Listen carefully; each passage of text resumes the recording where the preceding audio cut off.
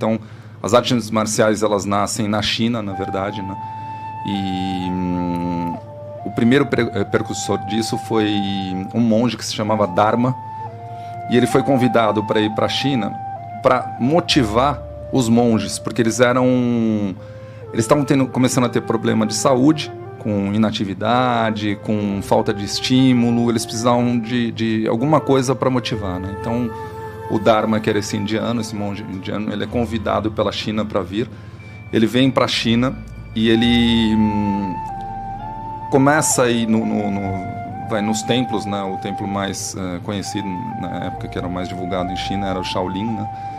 Então ele identifica isso nos monges e ele começa com um trabalho de respiração, na verdade, né? Então você vê que daí é a paz, né? A paz, onde começa a luta, né?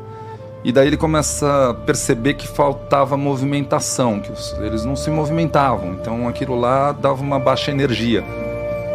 Então ele transforma os movimentos, quando você me perguntou, né, do Kung Fu, ele transforma os movimentos dos animais, onde ele via, né, esse monge, que ele tinha essas técnicas, né, como os animais lutavam entre si, quais movimentos eles faziam, e ele começou a trazer isso para os monges, né?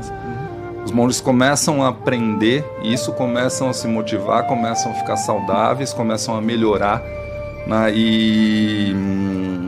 Bom, daí acontece a invasão na China dos mongóis, né?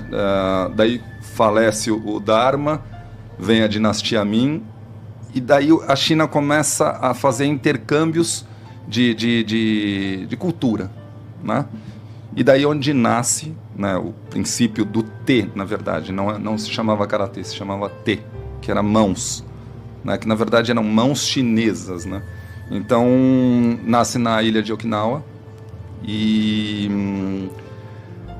na ilha começam são 3 cidades que começam, a capital, né, e mais 2 que começam a desenvolver essas lutas. Só que daí tinha um rei, né,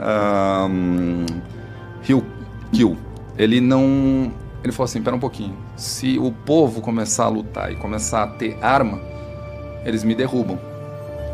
Então eles proibiram na ilha de Okinawa armas.